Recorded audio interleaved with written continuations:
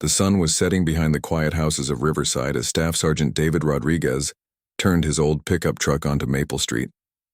After 3 long years serving overseas, he was finally home. The familiar sight of his childhood neighborhood brought a smile to his face. Nothing much had changed. The same white picket fences, the same oak trees lining the sidewalks, the same peaceful feeling he remembered from growing up here. David had called his mother earlier that morning. "Mom, I'm coming home today," had said, his voice full of excitement. She had cried tears of joy and immediately started planning his favorite dinner, her famous meatloaf with mashed potatoes and green beans. The whole family would be there.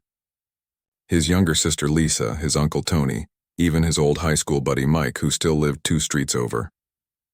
As he drove slowly through the neighborhood, David thought about how much his life had changed.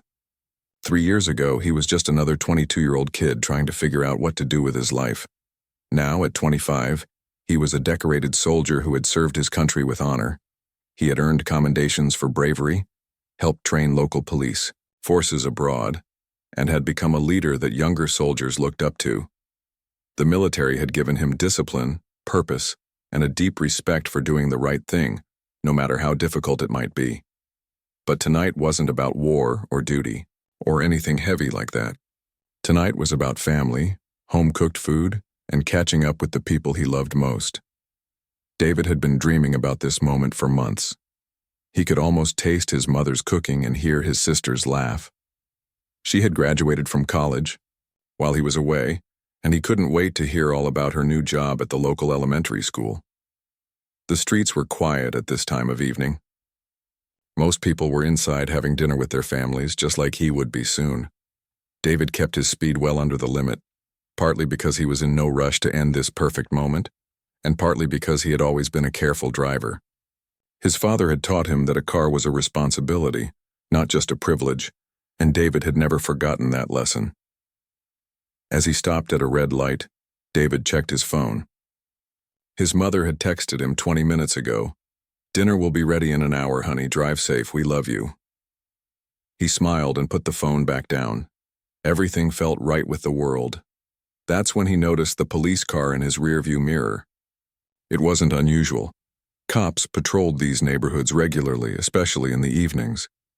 David thought nothing of it at first. He had nothing to hide, nothing to worry about. His truck was registered properly, his license was valid, and he hadn't been drinking or speeding. He was just a soldier coming home to see his family. The light turned green and David proceeded through the intersection at a normal speed. But the police car stayed behind him, matching his pace exactly. After a few blocks, David began to feel a little uncomfortable.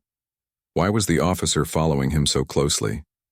He double-checked his speedometer. He was going exactly 25 mph in a 30 m/p zone. His hands were at 10 and 2 on the steering wheel, just like his driving instructor had taught him years ago. Maybe it was nothing. Maybe the officer was just heading in the same direction. David tried to shake off the uneasy feeling. He had dealt with military police plenty of times overseas, and those interactions had always been professional and respectful. He had no reason to think this would be any different. But then the red and blue lights came on.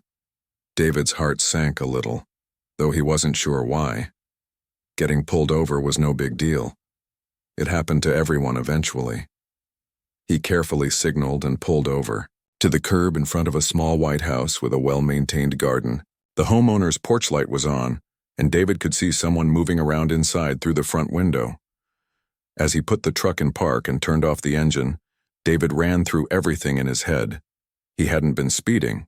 He had stopped, completely at every stop sign. His turn signals had worked perfectly. His registration was current, and his insurance was paid up. Whatever this was about, it would probably be resolved quickly. Officer Jake Thompson stepped out of his patrol car with a scowl already fixed on his face. At 42 years old, Thompson had been with the Riverside Police Department for 15 years, and in that time, he had built quite a reputation. Not a good one, unfortunately. Other officers whispered about his short temper and his tendency to escalate situations unnecessarily. The department had received dozens of complaints about Thompson over the years, but somehow he always managed to keep his job. Thompson approached David's truck with his hand resting on his gun. This was unusual. Most routine traffic stops didn't require that level of caution. But Thompson had his own way of doing things, and he didn't much care what the training manuals said about community policing and de-escalation. License and registration. Thompson barked before David could even roll his window all the way down. "Good evening, officer," David said politely, reaching slowly for his wallet. "May I ask what I did wrong?" "I'll ask the questions here," Thompson snapped. "Keep your hands where I can see them." David was confused but compliant. He had been trained in military courtesy and knew the importance of following orders even when they didn't make complete sense. "Yes, sir," he said, keeping his hands visible on the steering wheel. "My wallet is in my back pocket. May I reach for it to get my license?" Thompson's eyes narrowed. Something about David's polite manner and military bearing seemed to irritate him even more. "Real slow," he said, his hand still on his weapon. David carefully reached for his wallet, moving deliberately so there could be no misunderstanding about his intentions. He pulled out his driver's license and military ID, then reached into his glove compartment for his registration papers. Everything was organized and easy to find, another habit from his military training. "Here you go, sir," David said, handing the documents through the window. Thompson snatched the papers without saying thank you. He looked at the military ID with obvious disdain. "So you're one of those military guys, huh?" he said, his tone suggesting that this was somehow a problem. David was taken aback. In his experience, most people respected military service even if they didn't agree with every military action. "Yes, sir. I just got home today, actually. Been overseas for 3 years." "Yeah, well, this isn't Afghanistan," Thompson said rudely. "Different rules here." The comment stung, but David kept his composure. He had dealt with difficult people before, and he knew that staying calm and respectful was always the best approach. "Of course, sir. I understand. I'm just trying to get to my mother's house for dinner. She's expecting me." But Thompson wasn't interested in David's dinner plans. He was staring at the military ID with increasing anger, as if David's service record was a personal insult. The truth was, Thompson had tried to join the military years ago and had been rejected during basic training. It was a failure that still haunted him, and seeing successful soldiers always brought back those painful memories. "Get out of the vehicle," Thompson ordered suddenly. David was genuinely confused now. "Sir, may I ask why? I don't think I've done anything wrong." "I said get out of the vehicle," Thompson shouted, his hand moving closer to his gun. "Now!" The neighbor in the White House had noticed the commotion and was now watching from her front window. Mrs. Betty Martinez had lived on Maple Street for 40 years and had never seen a traffic stop turn so aggressive so quickly. Something about this didn't feel right to her, and she quietly picked up her phone. David slowly opened his truck door and stepped out, keeping his hands visible at all times. He was wearing his dress uniform.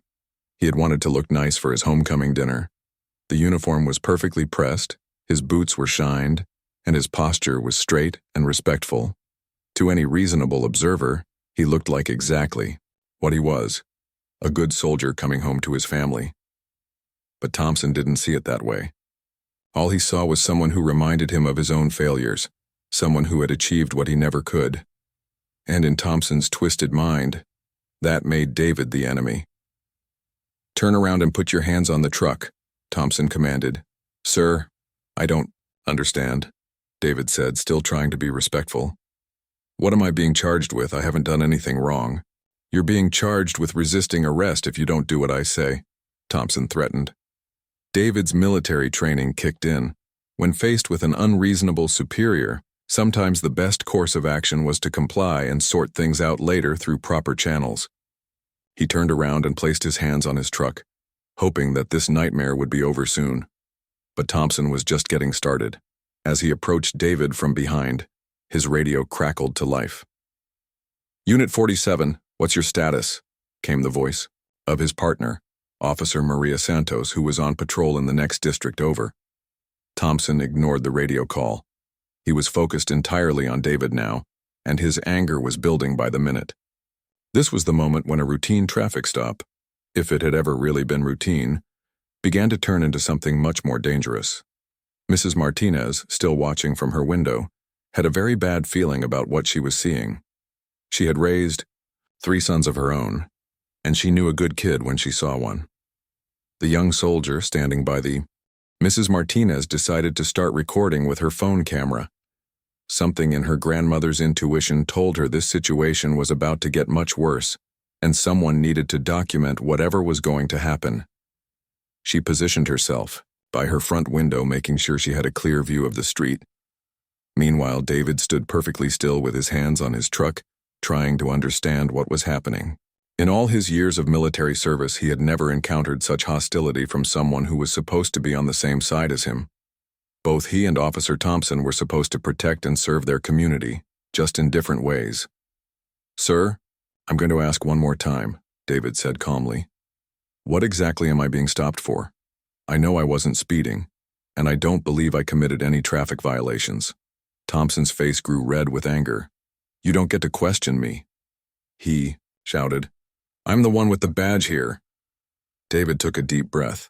His military training had taught him how to deal with stress and conflict, but this was unlike anything he had experienced before. Even in combat zones overseas, there were rules of engagement. There were protocols to follow. This felt random and personal in a way that made no sense. "I understand that, sir," David replied, his voice steady despite his growing concern. "I'm not trying to question your authority. I just want to understand what's happening so I can cooperate fully." But cooperation wasn't what Thompson was looking for. He was looking for confrontation, and David's calm professionalism was making him even angrier.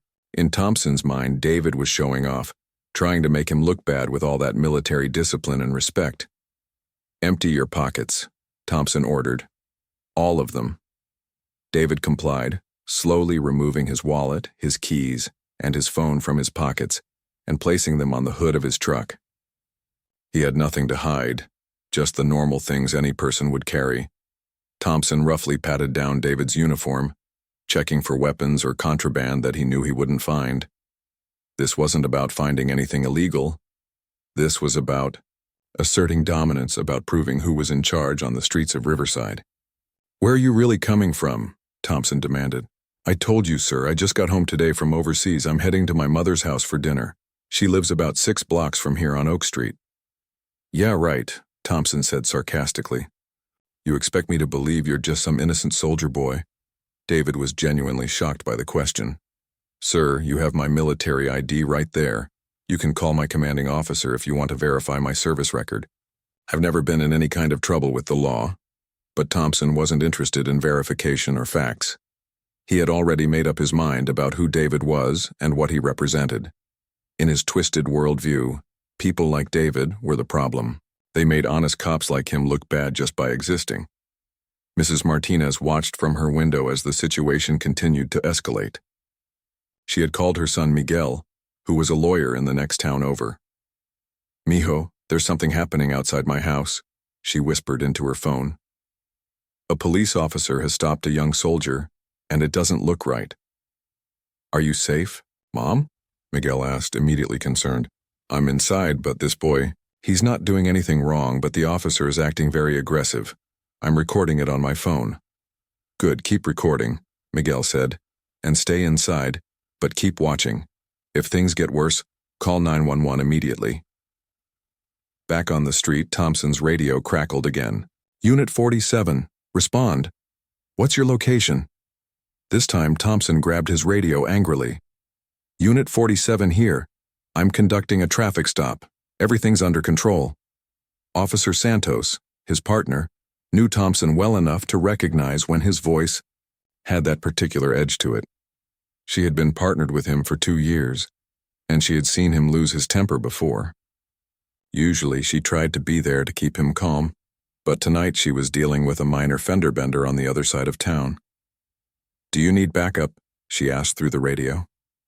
"Negative," Thompson replied curtly. "I've got this handled." But he didn't have anything handled. If anything, Thompson was losing control of the situation and of himself. David's continued politeness and military bearing were like salt in an open wound, reminding Thompson of everything he felt he had failed to achieve in his own life. "Turn around," Thompson ordered. David turned to face him, keeping his hands visible at all times. "Officer, I really think there's been some kind of misunderstanding. I haven't done anything wrong." "That's what they all say," Thompson sneered. He looked at David's uniform, at his perfectly aligned ribbons and his spit-shined shoes. Everything about this young man screamed success and achievement, things that Thompson had always wanted but never obtained. At that moment, Mrs. Martinez's neighbor from across the street, an elderly man named Frank Williams, came out to check his mailbox. He immediately noticed the commotion and stopped to watch. Frank was a Korean War veteran himself, and he recognized a fellow serviceman when he saw one. "Evening, officer," Frank called out politely. "Everything okay over here?" Thompson whirled around, his anger now finding a new target.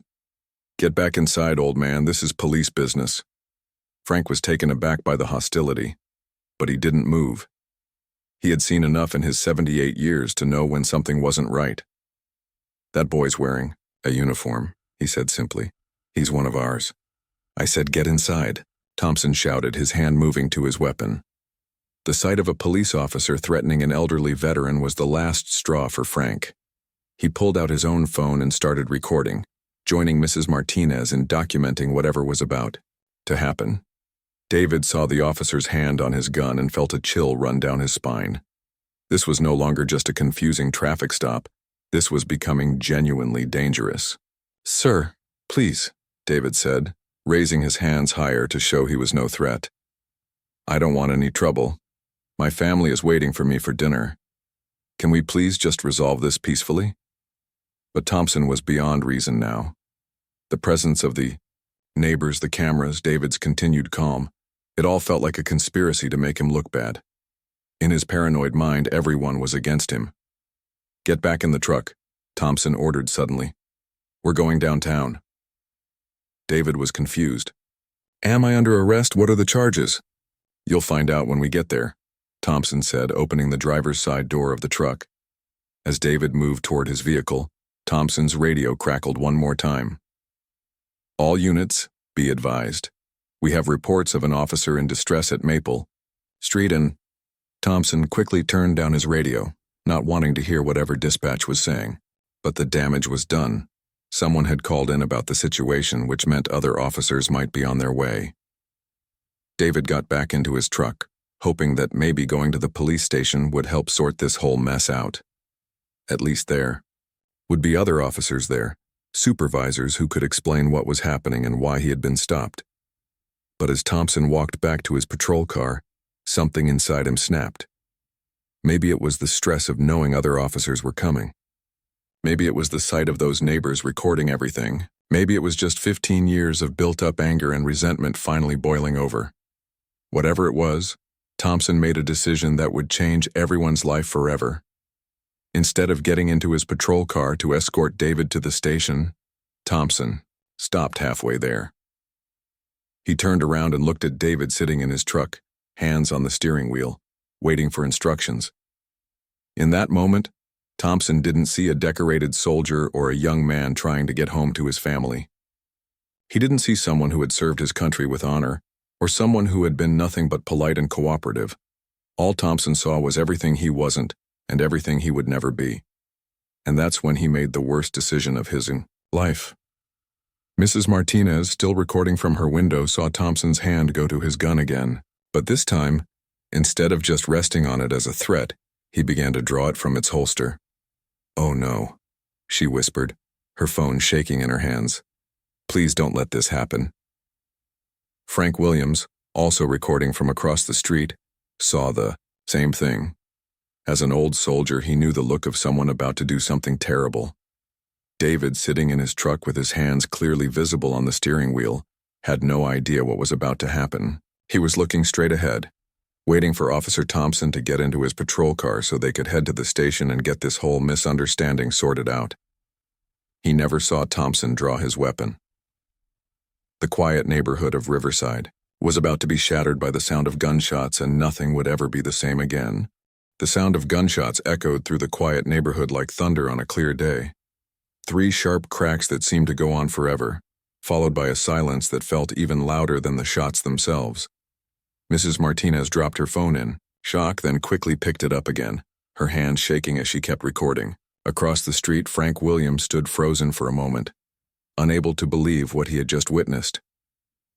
Inside his truck, David felt the burning sensation in his left shoulder before he even heard the shots. His military training kicked in. Immediately, assess the situation, control the bleeding, call for help. He pressed his right hand against the wound on his shoulder while his left arm hung useless at his side. "Shots fired! Shots fired!"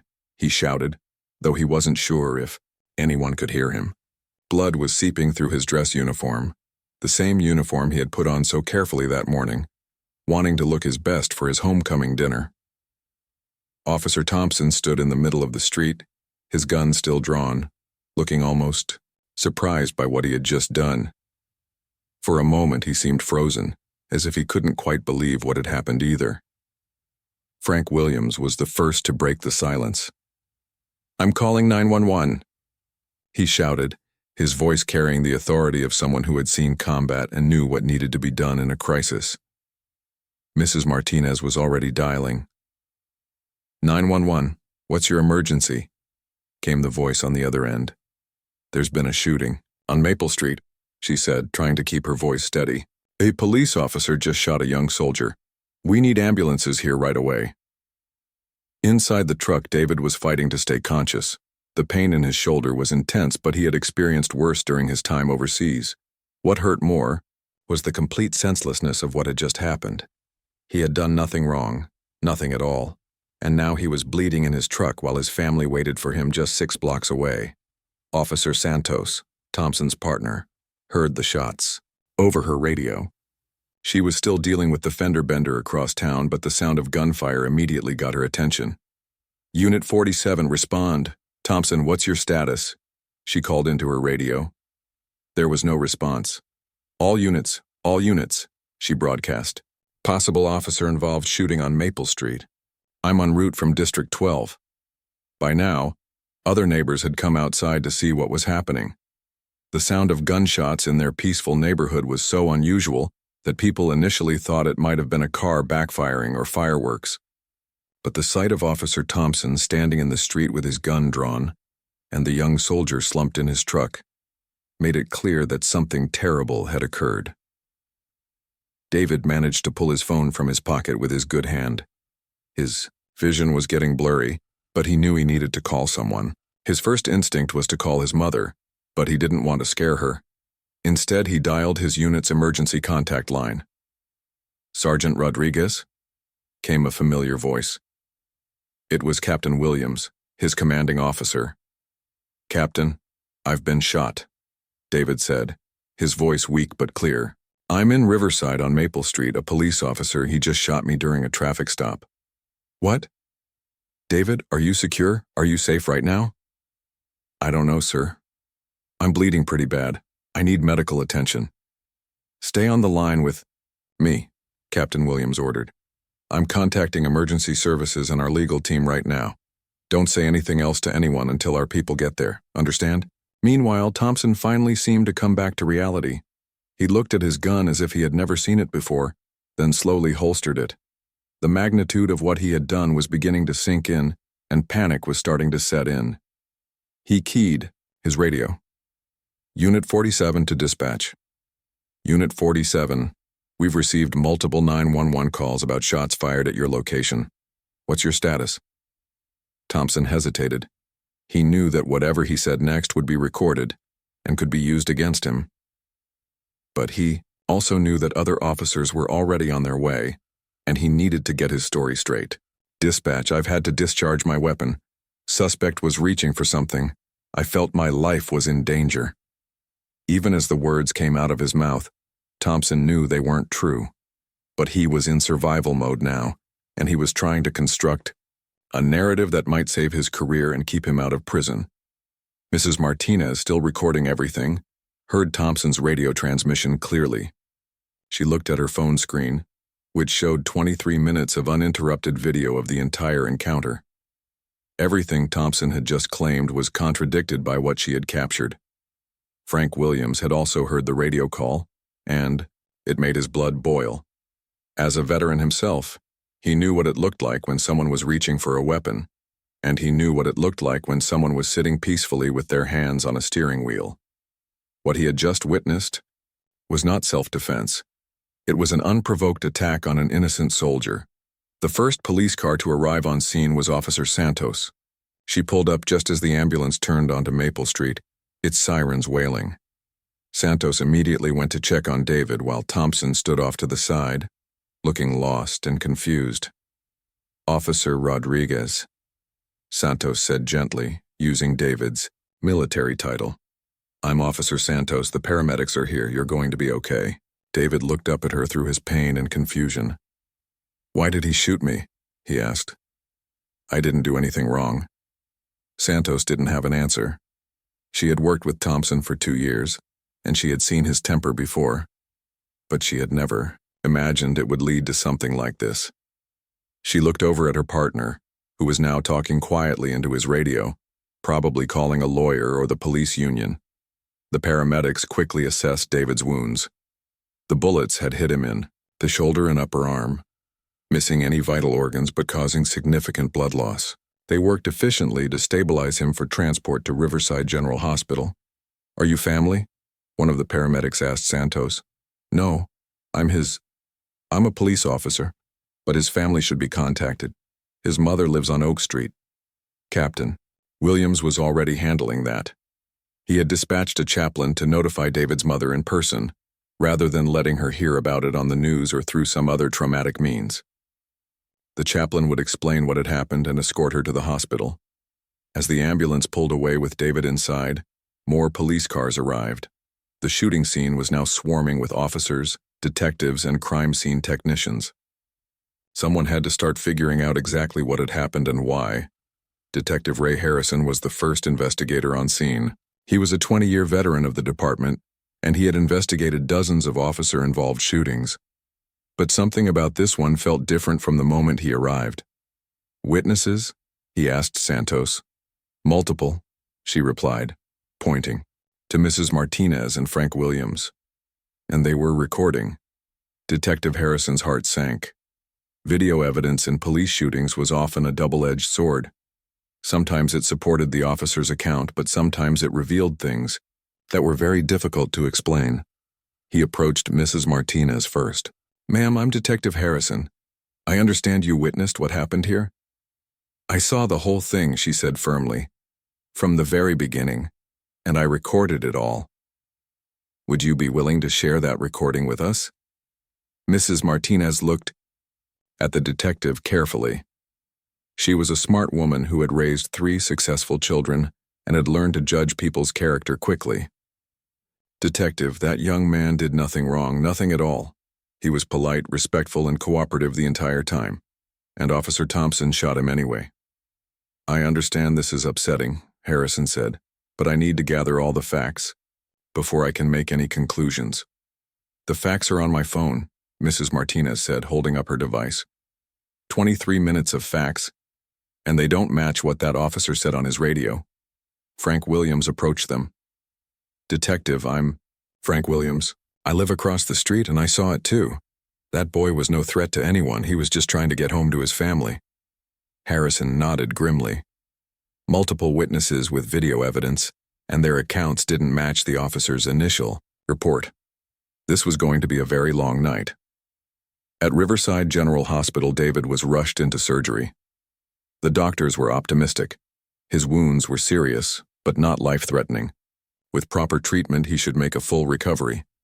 But even as the surgeons worked to repair his damaged shoulder, David couldn't stop thinking about what had happened. Why had Officer Thompson been so angry? Why had a simple traffic stop turned into a nightmare? And what was he going to tell his mother when she arrived at the hospital? The answers to those questions would have to wait. Right now, David just needed to survive and heal. Justice, he hoped, would come later. By morning, everything had changed. The video that Mrs. Martinez had recorded was already spreading across social media like wildfire. Someone had shared it with a local news station, and by 6 a.m., it was the lead story on every channel in the state. The footage was devastating. 23 minutes of crystal-clear video showing a polite, cooperative soldier being harassed and then shot by a police officer for no apparent reason. Even worse for Officer Thompson's defense, the audio was clear enough to hear every word of the interaction, including his increasingly aggressive tone and David's repeated attempts to de-escalate the situation. At Riverside General Hospital, David woke up to find his mother, Isabella Rodriguez, sitting by his bedside. Her eyes were red from crying, but she managed to smile when she saw him awake. "Mijo," she whispered, taking his good hand in hers. "Thank God you're okay." "I'm sorry, Mom," David said weakly. "I know you had dinner ready and everything." Isabella laughed through her tears. "Don't you worry about dinner, I'm just grateful you're alive." She paused, her expression growing serious. "David, there are lawyers here to see you and reporters outside. Everyone wants to know what happened." Before David could respond, there was a soft knock at the door. Captain Williams entered along with a woman in a business suit whom David didn't recognize. "Sergeant Rodriguez," Captain Williams said formally. "How are you feeling?" "Like I got shot, sir," David replied with a weak smile. "But I'll be okay." "This is Attorney Jennifer Chen," the captain said, introducing the woman. "She specializes in civil rights cases, and she's here to make sure your interests are protected." "Jennifer," Chen stepped forward. "David, I've reviewed the video footage and I want you to know that you have a very strong case. What happened to you was completely unjustified, and we're going to make sure the people responsible are held accountable." Meanwhile, across town at the Riverside Police Department, Chief Robert Martinez was having the worst day of his career. He had watched the video footage 3 times, and each viewing made him more convinced that Officer Thompson had committed a serious crime. Chief Martinez called an emergency meeting with his senior staff. "Gentlemen, we have a problem, a big one." Detective Harrison presented his preliminary findings. "Chief, I've interviewed 6 witnesses, reviewed multiple video recordings, and examined the scene. There is absolutely no evidence that Sergeant Rodriguez posed any threat to Officer Thompson. None whatsoever." "What about Thompson's claim that the suspect was reaching for something?" asked Lieutenant Davis. "The video clearly shows Rodriguez with his hands on the steering wheel the entire time," Harrison replied. "Thompson's account is contradicted by all available evidence."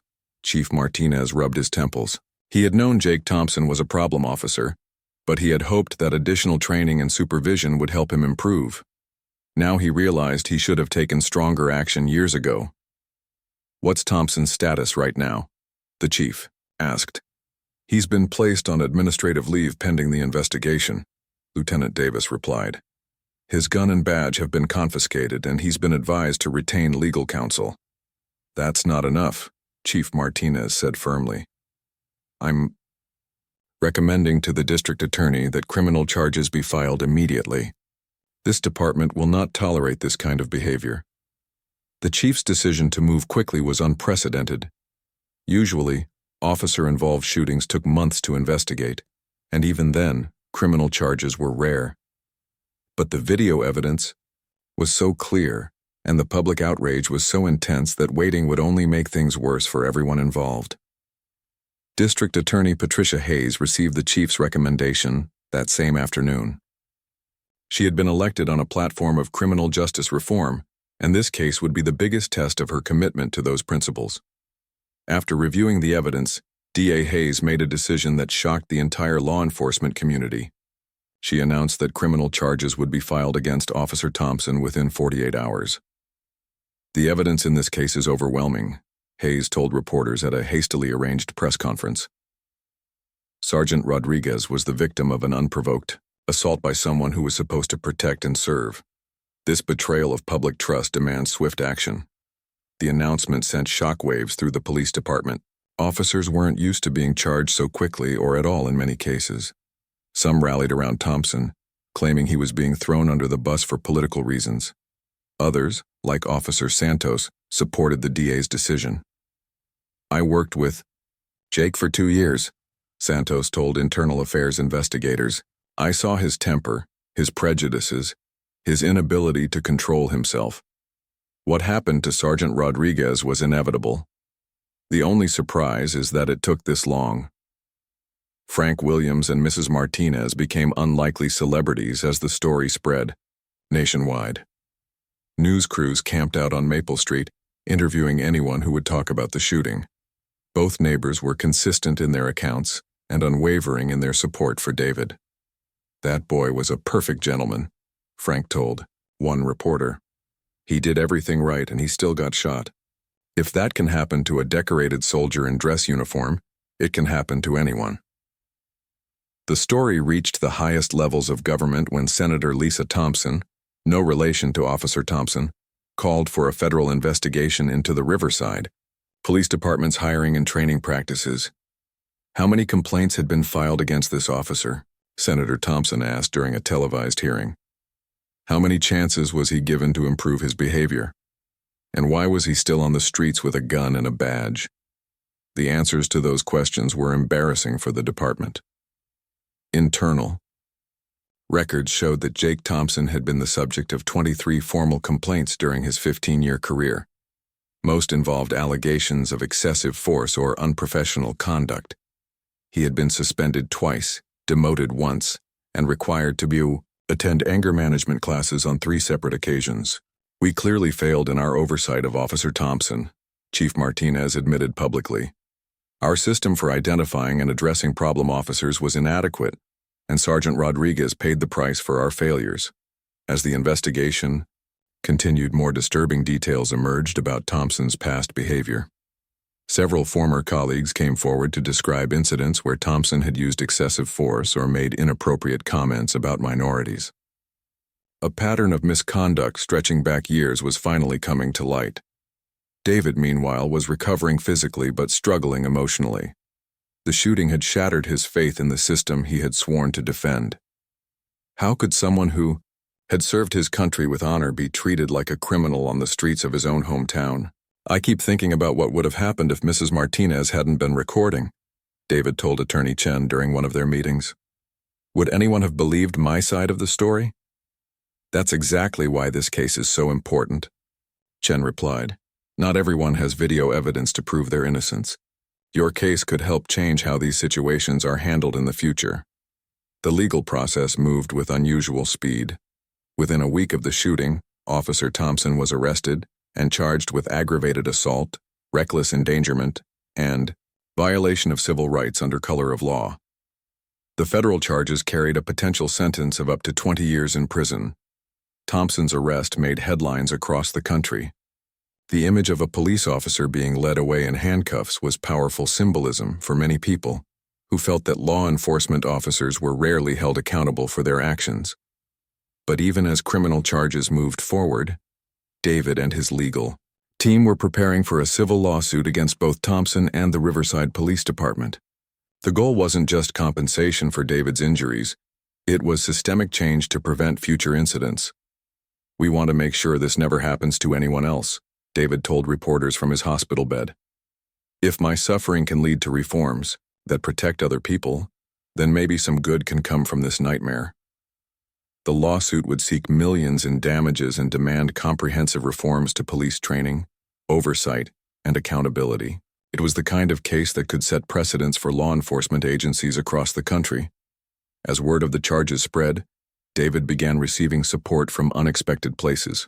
Veterans organizations rallied around him, calling for justice and reform. Civil rights groups used his case to highlight broader issues of police accountability.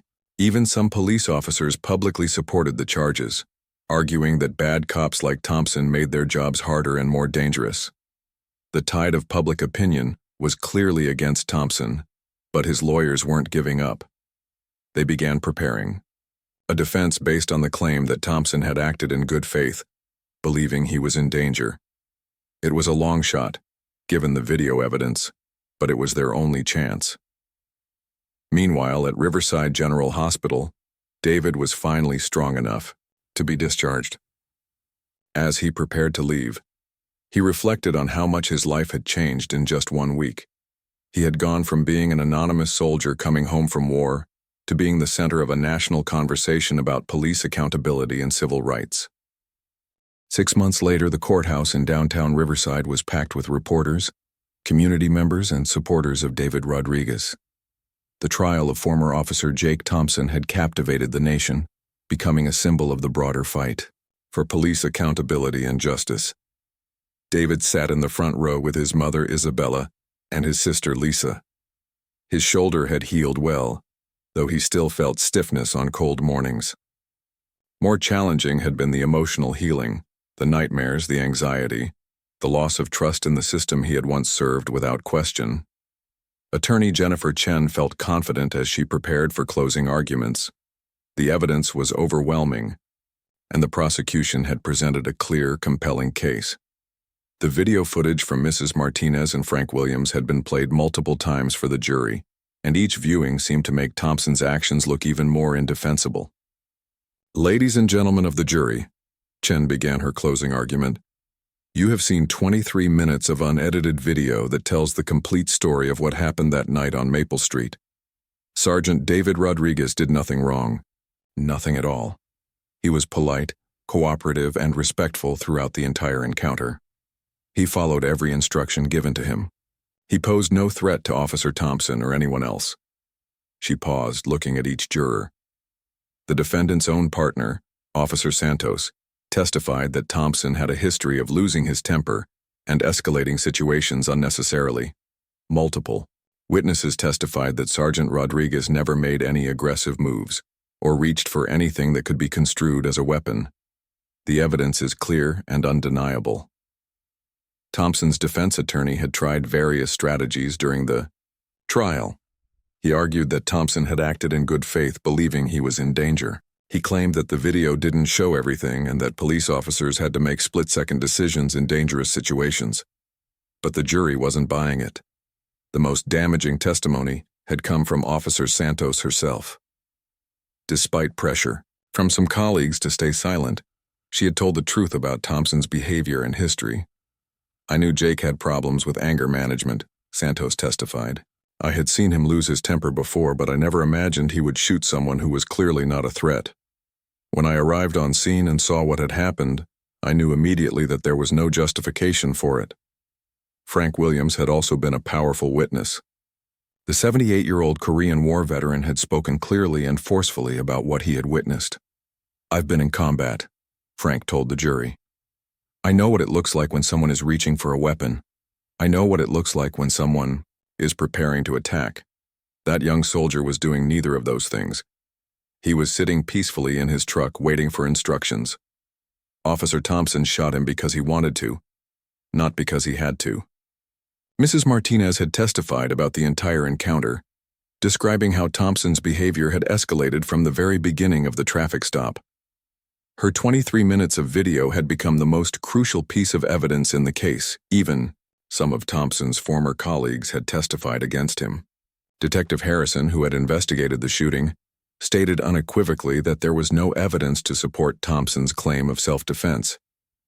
The prosecution had also introduced evidence of Thompson's history of complaints and disciplinary actions, painting a picture of an officer who had been out of control for years but had been protected by a system that was reluctant to hold bad cops accountable. After 3 days of deliberation, the jury reached their verdict. The courtroom was completely silent as the foreman stood to read the decision. "On the charge of aggravated assault in the first degree, we find the defendant guilty." David felt his mother squeeze his hand. Around the courtroom, there were audible gasps and murmurs. "On the charge of reckless endangerment in the first degree, we find the defendant guilty. On the federal charge of violation of civil rights under color of law, we find the defendant guilty." Thompson showed no emotion as the verdicts were read, but his wife, sitting behind him, began to cry quietly. David felt a complex mix of emotions, relief that justice had been served, but also sadness that it had come to this at all. The sentencing hearing was held 2 weeks later. Judge Patricia Moore had a reputation for being tough but fair, and she had clearly been disturbed by the evidence presented during the trial. "Mr. Thompson," Judge Moore said, looking directly at the defendant. You took an oath to protect and serve your community. Instead, you used your position of authority to attack an innocent man who had served his country with honor. Your actions have not only harmed Sergeant Rodriguez and his family, but they have damaged the relationship between law enforcement and the community. Thompson was sentenced to 12 years in state prison, followed by 5 years of federal supervision. It was one of the harshest sentences ever given to a police officer in that jurisdiction. But the criminal trial was only the beginning. The civil lawsuit against Thompson and the Riverside Police Department had been moving forward simultaneously, and it promised to bring about even more significant changes. The city of Riverside, facing overwhelming evidence and mounting legal costs, decided to settle the case rather than go to trial. The settlement was for $3.8 million, one of the largest police misconduct settlements in the state's history. More important than the money, however, were the reforms that the settlement required. The Riverside Police Department agreed to implement comprehensive changes to their training, oversight, and accountability systems. All officers would now be required to wear body cameras at all times while on duty. The department would implement bias training and de-escalation techniques. A civilian oversight board would be established to review complaints against officers. And perhaps most significantly, the department agreed to a 3 strikes policy. Any officer who received 3 sustained complaints for excessive force or misconduct would be permanently dismissed. Chief Martinez, who had supported the reforms from the beginning, spoke at the press conference announcing the settlement. The shooting of Sergeant Rodriguez was a wake-up call for our department and our community, the chief said. We failed in our duty to properly supervise Officer Thompson, and an innocent man paid the price. These reforms will ensure that such a failure never happens again. David used a portion of his settlement money to establish the Rodriguez Foundation for Police Accountability, which would work to promote police reform and support victims of police misconduct across the country. I.e., never wanted to become a symbol or an activist, David told reporters at the foundation's launch event. I just wanted to come home and have dinner with my family. But sometimes life forces you into a role you never expected. If my experience can help prevent this from happening to someone else, then maybe some good can come from it. The Foundation's first initiative was to provide legal support for victims of police misconduct who couldn't afford quality representation. The second was to work with police academies to develop better training programs focused on de-escalation and community relations. Officer Santos, meanwhile, had been promoted to sergeant and was leading the department's new community policing initiative. Her decision to testify against Thompson had initially made her unpopular with some colleagues, but over time, many officers came to respect her courage and integrity. Telling the truth about what Jake did was the hardest thing I've ever had to do professionally, Santos explained. But good cops have a responsibility to hold bad cops accountable. If we don't police ourselves, we can't expect the community to trust us. Frank Williams and Mrs. Martinez became unlikely heroes in their neighborhood and beyond. Their willingness to record the incident and testify truthfully had been crucial to obtaining justice. I'm just glad I was in the right place at the right time, Mrs. Martinez said. Every parent should be able to send their children out into the world without worrying that something like this might happen to them. Frank Williams, at 78 years old, had become an advocate for veterans' rights and police accountability. I fought for this country overseas and now I'm fighting for it at home, he said. Justice doesn't happen by accident. It requires good people to stand up and do the right thing. A year after the shooting, David returned to Maple Street for the first time since that terrible night. The neighborhood looked the same white houses, the same oak trees, the same peaceful atmosphere, but everything felt different. Now Mrs. Martinez came out to greet him, and they talked for a few minutes about how things had changed since the shooting. The reforms at the police department were working well, she said. Officers seemed more professional and respectful during their patrols, and the community was slowly beginning to rebuild trust in law enforcement. You should be proud, she told David. What you went through was terrible, but look at all the good that's come from it. David nodded, though he sometimes wondered if the changes would last. Real reform took time and constant vigilance, but at least it was a start. The Rodriguez case had become a landmark in police accountability law, cited in legal briefs and academic papers across the country. Other communities had used it as a model for their own reform efforts. Police,